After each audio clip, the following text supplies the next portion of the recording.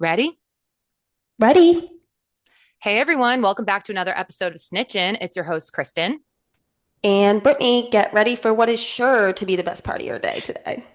For sure, we are like level 10 excited because we are back with another special guest episode. And this time it is with one of our favorites, the woman that I would say sometimes Britt and I maybe refer to as like our life coach, Yes, look therapist, up to in many ways. Stefanie Raccuglia. Hey girl, welcome to the Hi. pod. Hi, guys. I'm so freaking happy to be here. We are so Yay. happy to have you. This is going to be so much fun. Steph actually had a name for the pod that I loved and I wanted to bring up. Me, Britt, I and don't even know if I Gina. know this. Well, we have referred to ourselves as the squad for like 10 plus years at this point. And Steph Well, was once like, Taylor started doing it. obviously. You guys know who you're listening to. So no surprise there. But so Steph said her idea for the name, she was like, you should do squad with the pod. Ah, Oh, that's yeah. good name. Damn. Yeah. But I think Yeah. that's what we can name this episode is our Squad with the squad with a pod. pod. I I love love it. Okay. that. I love that. In my Well, head, I'm like, wait, can I change it at this point? you can do whatever you want to do. I am It's also true. just There are want to no rules say, here. well, I think it goes to part of what, well, when we were in Portugal together, I feel like I remember you guys talking about this a little bit and you were like, we should just do it. We should just do it. And I was like, yeah, just do it, right? It's just about starting it. So I just want to say, like, I am so proud of you both for just Oh, doing it. thanks. Oh my Like, God. it's so awesome. Like in such a short amount of time from like for me when I don't know how long you've been thinking about it, but from when we had that conversation in March and like obviously Kristen, you were traveling, there's a lot of life happening, but you just started. And I also can hear the evolution of the podcast as you go on, like your comfort Yay. level, your flexibility, you're establishing like clear themes, what you're about. Like you guys are, it's so amazing to see. I'm like so proud of you. Oh Oh my my God. God. You have Steph, no idea how much your opinion matters, you, Steph. you I'm have gonna no cry. idea. Me and Brittany are truly beaming. Thank you so much, Aw. Steph. Well, Yeah. safe to say we could not be more thrilled to have her here. And we are going to go through our normal routine where we have when we have a guest episode, we're going to have Steph answer 13 questions for us and Britt and I will chime in as we go. But first, maybe just like a little bit, just a little background, like how we met, how we all know each other. Well, their best friend Gina, right? Prime Squad member. They Gina know and I went, Gina. yeah, they know Gina, right? Right. So Gina and I went to college together. And from the first moment that Gina and I met, it was like it's probably one of the only meet cutes in my life that really Oh, means everything to me. From the moment we met, we were just immediately like inseparable and just connected. And what I loved about learning about Gina was even this was before you guys called yourselves the squad, but it was such a clear feeling to me that you had this squad like energy, which was so cool because well, of course, I had some groups of friends. I tend to be a little bit more of a lone wolf type in the sense that, like, I jumped, especially at that point in my life, more jumped into different groups. The idea of meeting someone that truly had like a group like this was like shit that I only saw in movies. So I just immediately fell in love with your whole community, you know. And of course, it helps that every time I would come to Canton, it felt like I got a special parade. I mean, everybody was so nice and loving and generous. And as you can hear, it's still happening, right? Like, so it's like yeah, it's just such a it's such a special connection. one thing I also love about your and Gina's friendship is that you guys are like kind of exact opposites in a lot of ways. Yeah. Yeah, Yeah. yeah, Like we when if you are. met each other individually, you'd be like, oh, they're friends. But then if you see you guys together, it like makes so much sense. Like you are like perfect. It's like opposites attract. Totally, totally. Yeah, we are very different. Always have been. Oh my God, too funny. Okay, well, let's get into it because we have so much to talk about with Steph and to unpack with her. And I'm very excited about the answers to some of these questions. So we're gonna kick it off. All right, I will be the question reader today. All right, Steph, we're starting out with a fun one. What is your favorite musical? Fun for you. The most painful question you could possibly ask me. How can I possibly choose? I I guess I should really, say that Steph is a big Broadway musical person. We should also say your work because like your love for dance and musical theater influences what you do professionally. Hmm. Absolutely, absolutely. And that's what I was going to say. I think maybe because some of the questions are geared towards, my identity and who I am, right? So yes, I got my BA in dance and theater. I'm a choreographer, a director, a movement coach, embodiment person. Right alongside that, I'm a somatic therapist. So then I work then with the mind-body connection and the emotional relationship between our lived experience and how we express that. So when you Very ask me, cool. my favorite musical is like, I can't choose one, but I can give you three. I love it. Hit us. Okay. So Hairspray will always be an all-time favorite. Mm, It was the that's a most great one. influential musical for me in my life. I saw it when I was in the eighth grade on Broadway. Mm. And as a dancer in a larger body, to see for the first time a female lead in a larger body was like gave me, I mean, I remember I sobbed when I left the theater. Like I Oh, was just I love crying and Oh, crying and crying that. because I just felt so much like hope and like I can do this too, which was amazing. Oh, I love that. oh, The musical that probably is like the most that I sing the most, that Gina and I have sung the most in our time together, that is like the Oh. most, do you know?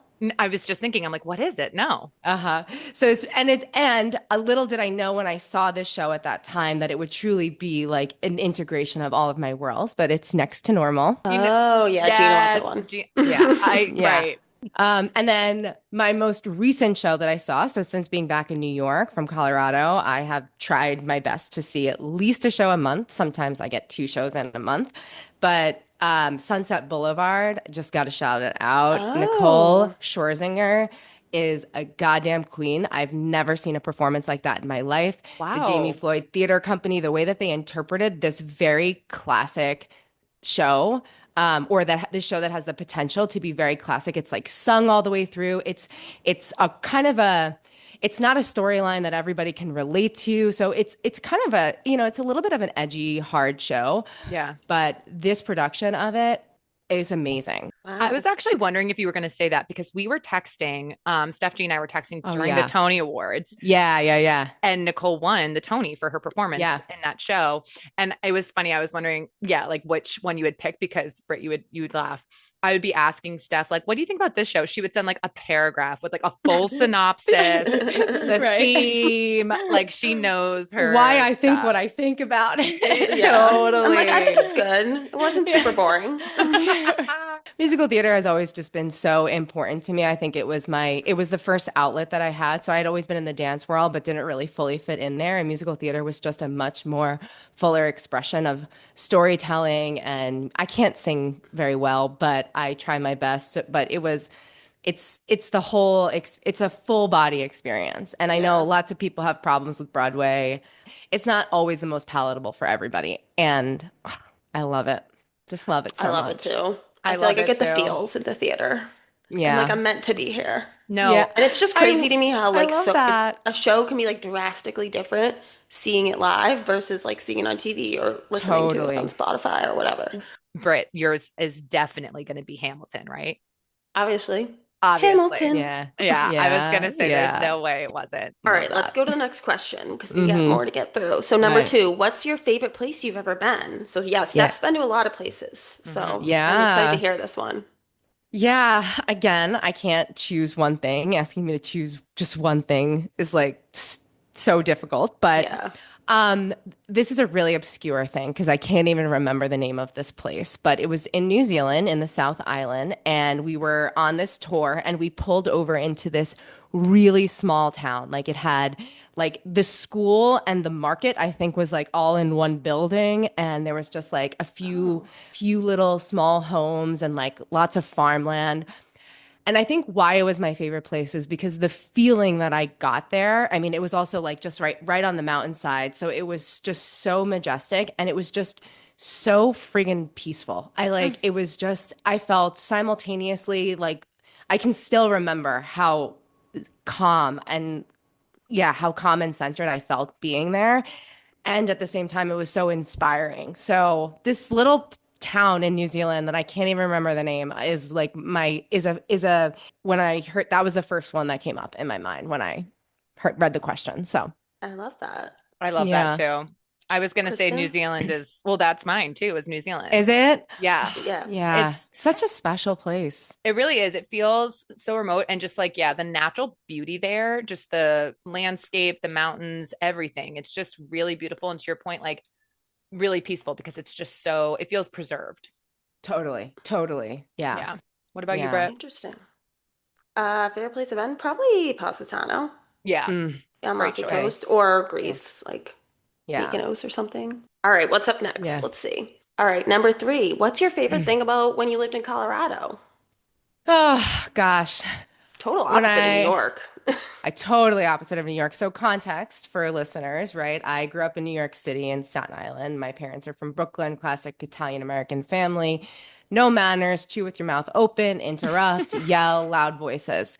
I decide in 2013 that I'm going to go live in Boulder, Colorado to get my MFA, to get my not MFA, MA in somatic counseling psychology to this Buddhist school. I arrived there and I am a bull in a china shop for most of the entirety of the program. When I moved to Colorado, I thought I was going to become, though, I was called to it because I thought I was going to become a rock climber. I thought I was going to make my own kimchi. I thought I was going to eat food out of a jar. I thought I was going to be, living in the woods. I had never been on a hike before in my life, but this is what I thought. This is what I thought was going to happen. She Turns literally out, grew up on a city island. right? Yeah, like the most populated city in the world. Right? So none of that happened. And there was a lot of challenge that came with that. But my favorite thing about living in Colorado is like I did end up doing most of my growing up there. I was there for all of my 20s. I moved there when I was 23 and I left when I was 34. So I did so much of my adult growing up there. And despite not fully becoming any kind of nature freak or anything, I don't mean to say freak, but like nature lover like that. I do love hiking and I do love the mountains, but it was a safe place. The community values there, the way of life, the ease, the lack of pressure, the fact that most people that live there, I shouldn't say most people, but many people that live there would rather spend their time outside than inside is just a little microcosm example of the kind of energy that exists there. It's Totally. like it's not Great about point. spending money, it's not about being flashy, it's not about keeping up with the Joneses, it's not about what you have, it's really about what you do and who you are. It's just like the energy of Colorado. Oh, I love that. Did you So miss the ocean? oh my God, I hated living in a landlocked state. Yes. Yeah, okay. Yeah, That that confirms was, how I feel, I would think. yeah, it was really, at first, the first few years, the first 3 years, 4 years, it was like, okay, whatever. And also, I came back to New York so much and I did so much traveling. So it was like Right. not so bad. But then over time, like you really, especially in the summers, like you really feel like just the lack of ocean. But I have come to learn that I love like lakes, water, and mountains. Like, when we went kayaking, like that situation is totally beautiful to me and like gives a little flavor of like it doesn't give beach vibes, but gives a little flavor Mm, of that. Totally. We totally. need to do a quick tangent. And who knows? Yes. Oh, Yes. Yes. We might even cut this poor out. Gina. Poor Gina, because we're putting you on blast, but we have to talk about. So we go to visit Steph in Colorado. It's me, Britt, and Jade.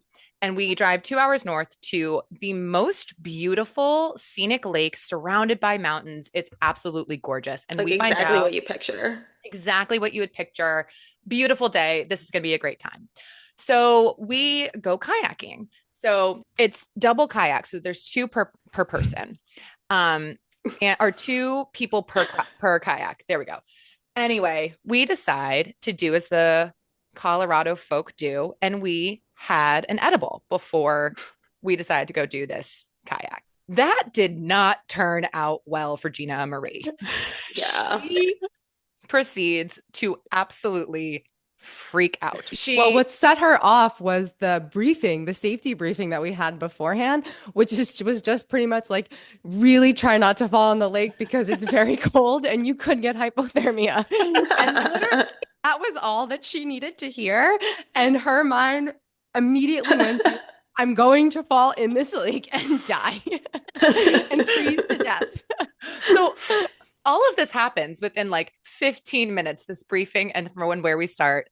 And me and Brittany are in one kayak, Steph and G are in another. We quickly realized this is going downhill for Gina.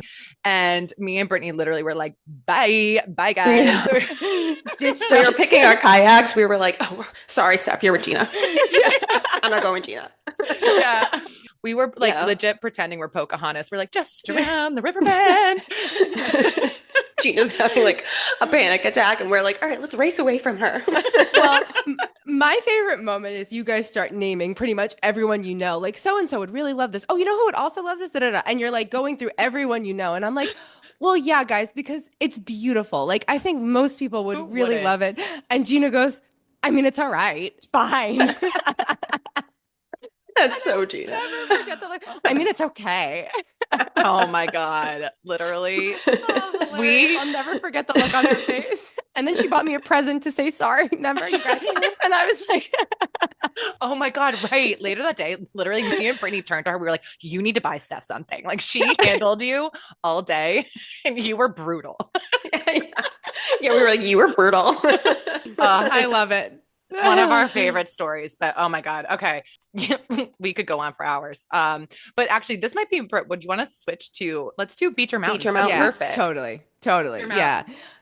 Again, really tough, but I have to go with mountains. I do love the beach. I love the beach and I love vacationing on the beach and I love the way that the water looks. But when I think about where I feel most comfortable and really at peace and where I can connect with myself more is in the mountains. Get it. We get it. Spoken Yeah. like a true Coloradoan. Colorado? I don't know how to say Coloradan. it. Sure. Coloradan. Yeah. Coloradan. All right, next question. Something you're grateful for today. Well, it's kind of hard to not feel overwhelmed with gratitude for this moment, for just like knowing you guys and chatting with you, and yeah, just like our history and the like familiarity and closeness that I feel to you, even though We're miles apart. we're miles apart, friends through proxy. It's like, but it just is like, yeah, I just love you, so I feel my so God. grateful for That that. was not what I was expecting. I mean, ditto right back at you. Yeah, Gina is eye rolling so hard right now. So hard, so hard. Yeah, everybody loves Steph, is what she's imagining. Oh, 1000%. Yeah, all her psychobabble bullshit. That's right. That's right. She's like, Brittany and Kristen eat that shit up. Which we do. Which we Okay. All right, question number 6. What's the hardest part of your job? You talked a little bit about your job. Yeah. But remind us. Yes, I will remind you. I mean, I have just found this new phrase that I am really identifying with. I don't know if you guys have seen it, but it's like people are describing themselves as being multi-hyphenate, where it's like they are combining, they have like careers and talents and skills and passions that could each stand alone. So I could just be a therapist, I could just be a consultant, I could just be a retreat leader, I could just be a choreographer or a director, I could just be a movement teacher, but I am all of these things. So I am a multi-hyphenate person. True. You don't right? have one job. I don't have one job. So it's like, and the stress of that comes with like kind of really, you have to create your own path of integrating all of these skills and figuring out how you want to manifest that and what have you. But what I spend my time mostly doing, right, in the role of therapist, I kind of thought about that question from this perspective. And I think a lot of people would think that or expect to hear that one of the hardest parts of that job is hearing all of the trauma stories, right, and all of the difficult experiences of people. But to be honest with you, that's not really the hardest part.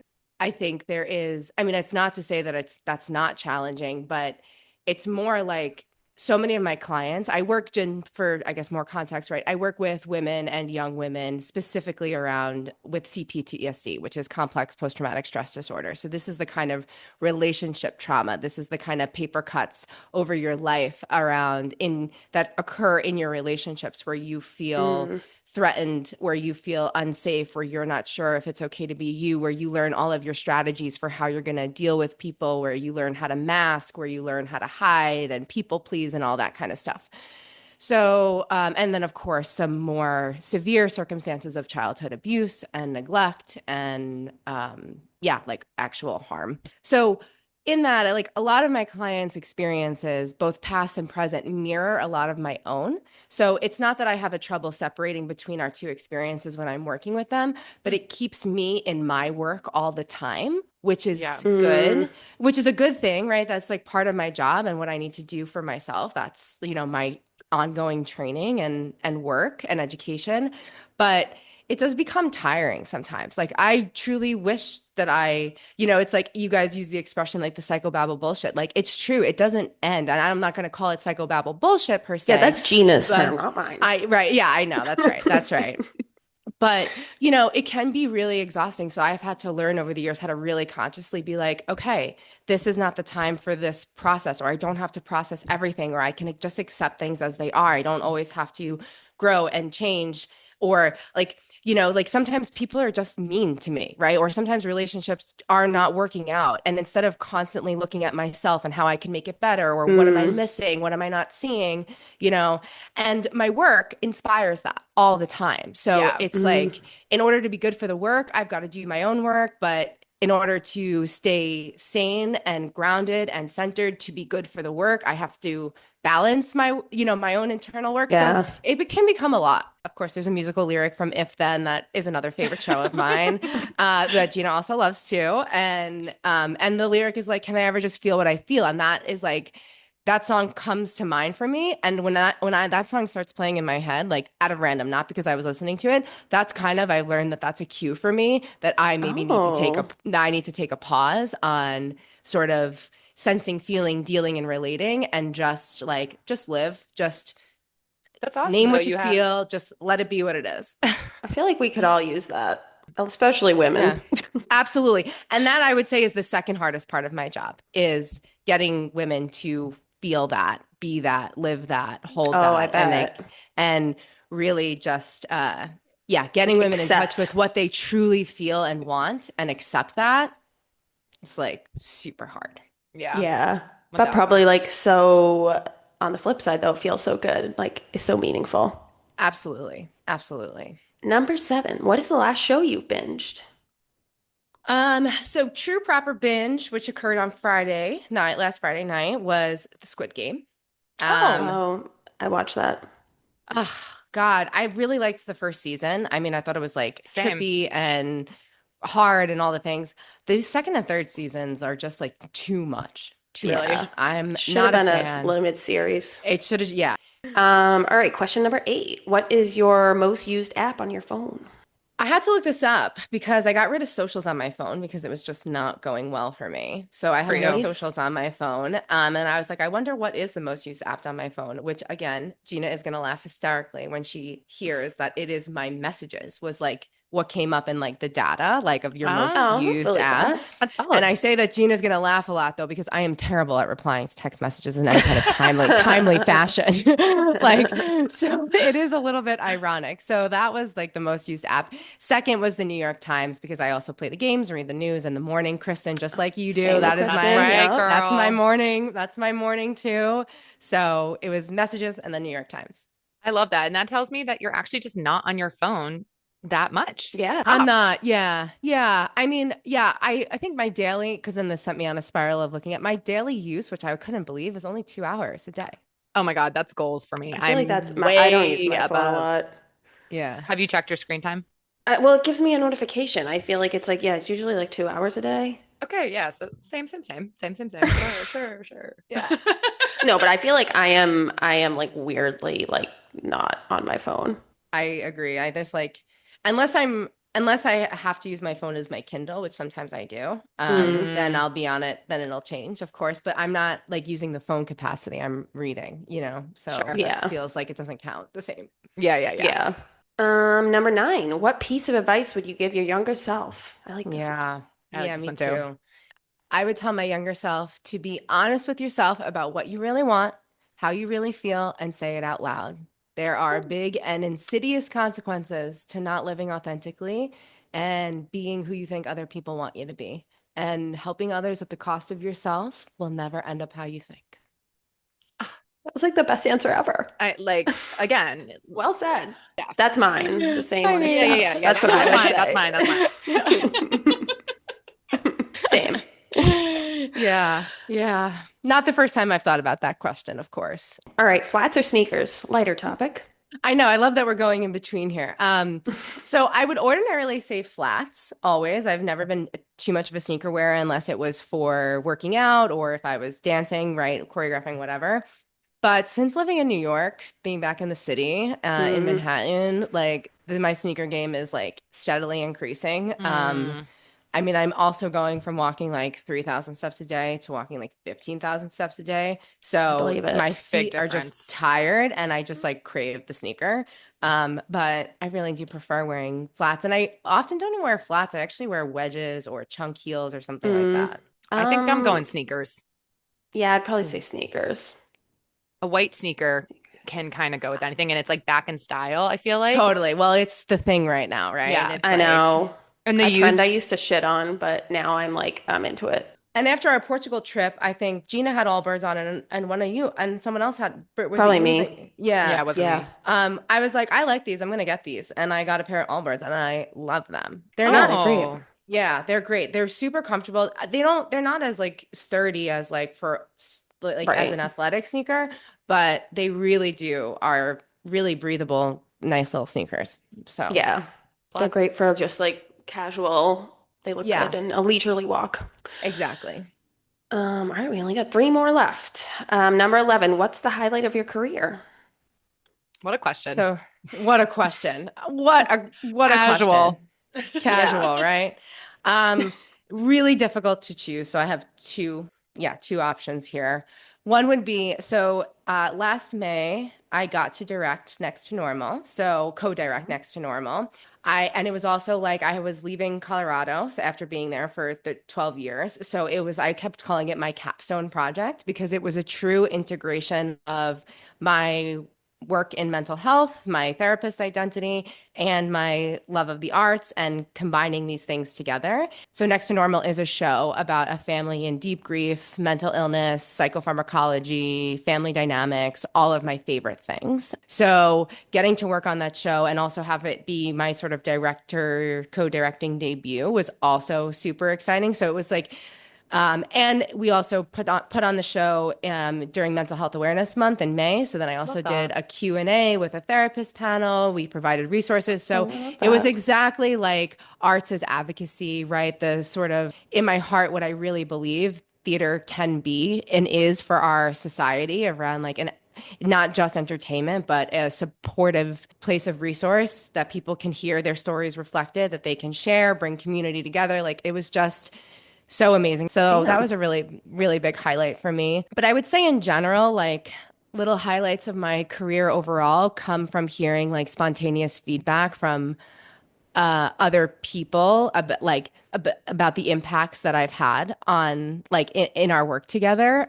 So Hmm. that is always like really special to hear, especially in the beginning part of my journey as a therapist. I did intensive in-home family therapy. So I was working with Wow. families for 3 days a week, 4 hour sessions, working with the whole family system. It was really like therapy without borders. You know, we would be in community, we would be all over the place, and it was so challenging, especially as a new therapist. And it was like I just had so much self-doubt as to whether or not I was really ever doing anything or really helping these people. And over the years, like years later, I've heard just comments or feedback that like so and so, someone said that they know you and they said that you changed their family forever and like you helped them so much. So like Amazing. these little nuggets of just like the reminders is like I don't have a career where you get a lot of immediate gratification, right? As a therapist, it's not a product process or process product situation, right? It's just all Yeah. process and it's not up to me what happens and I'm not in control of it and it's not my life. So which is great. And it can be hard to feel, right? Like the impacts There's no here, you know? measuring too. There's Yeah. no, Like you don't yeah, know if it's you're doing a good job. Right. exactly. It's really difficult to know. So like those little like spontaneous nuggets of feedback, like delayed, like not even outside the moment of like, oh, we're saying goodbye, you know, it feels so unbelievably special to me. And what a great reminder for all of us to like, give people compliments and tell them Give when you feedback. have made an impact. Yeah. Because a lot of Yes, times right. it's I easy love not that. to. Yeah, Totally. exactly. Exactly. Next up, we have what is a book, resource, or tool that has impacted your work? We thought we were so Uh, smart putting this question on. I know. I'm sure you did. I'm sure you did. Well, I think it feels maybe fairly evidenced by now, just like that I am so impacted by everything. I mean, I could watch a reality TV show. I mean, I'm watching The Housewives and it impacts how I might show up the next day in session because I Yeah. learned something or saw something there. I'm like so influenced by everything around me that I am constantly learning and integrating. But a couple of things stand out. One would be the knowing of really learning about, and I'm going to say this in a very simplistic way, but really understanding the way that neural pathways work in the brain is that, like, when Mm. we take action and we do things like, and we have thoughts that are associated with actions, we can't ever, like, that pathway gets carved out in our brain like a train track laid forever. And when it's things that, beliefs that don't serve us or that we don't want anymore, we can never get rid of those pathways. We might take away the train, we might take away the tracks, but the grooves that are left in the dirt will always kind of be there. So when people say, like, people often ask me all the time, like, what do I think about healing? Like, do you think people can ever recover or ever really change? And it's like, yes, and like in a lot of ways, just by nature of how the brain works, your stuff is going to be your stuff, right? I'm always going to be challenged by my body. There's always Yeah. going to be, there's a very deep groove that my body is not right as it is. It doesn't fit. It doesn't belong. It's not beautiful. It's not good. Now, I don't choose to believe that anymore. I've created new neural pathways in my brain that are different than that.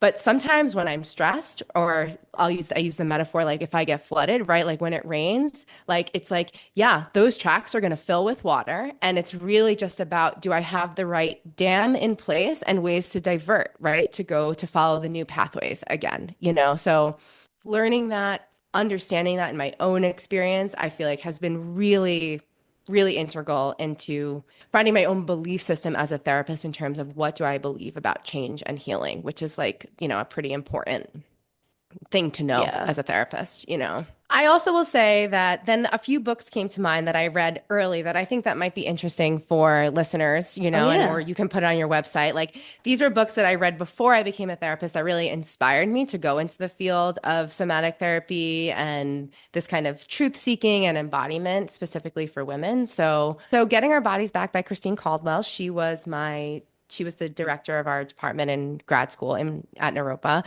Oh, cool. But this is a great book, particularly if you're feeling out of sync with your body, you feel like you're out of your own rhythm, and you're living in all the things that you should do and should feel instead of how you actually do feel. Should being in Mm. quotations. Exactly, should being in quotations. That's right. Untamed by Glennon Doyle. So this is a Heard of great that. book if you're afraid of Yeah. owning your truth and challenged by connecting to your intuition, or as she calls it, your knowing. Big Magic by Liz Gilbert, living with curiosity, less fear, finding the courage to follow what lights you up, and a reminder that life is a creative process that's not only reserved for creatives. I got two more. Women, Food, and God, which is really beautiful don't think about God in like a typical religious context. It's more about spirit and our divine Hmm. essence. It's really about our relationship with food, or rather saying like, she really helps us understand that our relationship with food reflects our relationship with ourself, our worth, and our Mm. like divinity and value.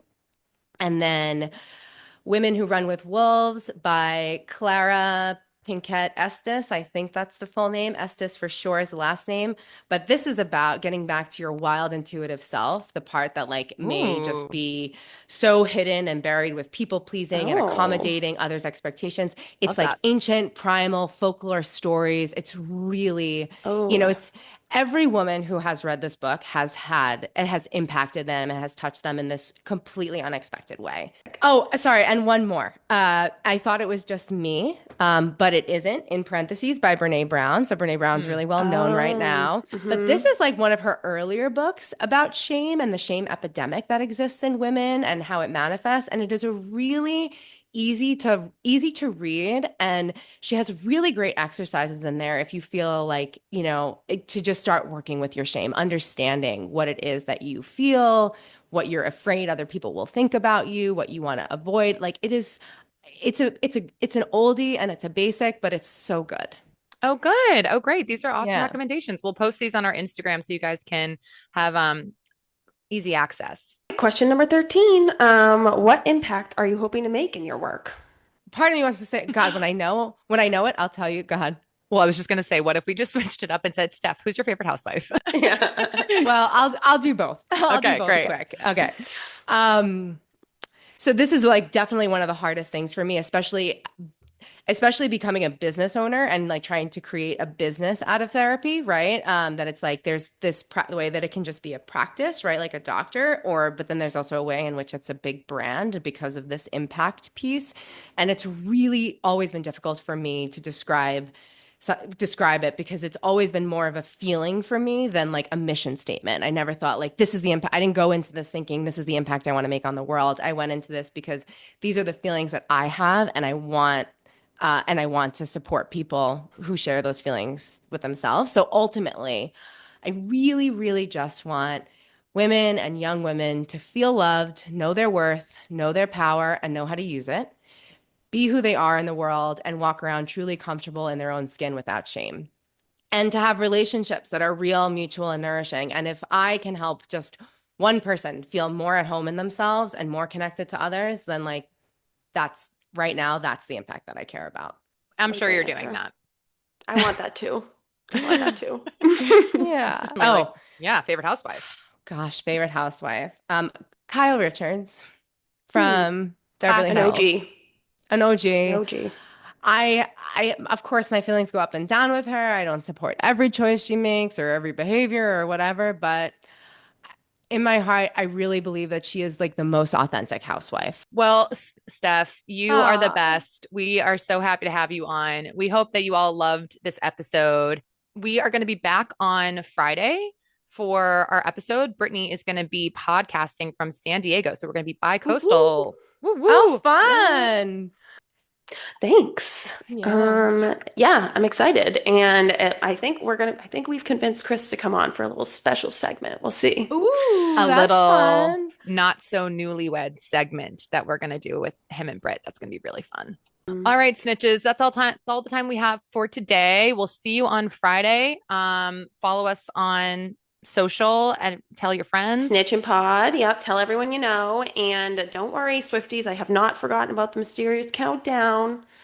We will be My giving biggest you piece an of update. advice is, yeah, we'll be giving an update. Hopefully, we'll have things to talk about. Hopefully, it's good things to talk about on Friday. But my biggest piece of advice is don't get too excited. And that is all I will say. And on that note, Ooh. we hope everyone has a wonderful Wednesday. Thanks so much for tuning in, and we will see you on Friday. Bye, snitches. Bye. Thanks, Steph. Thanks for having me, guys. Bye.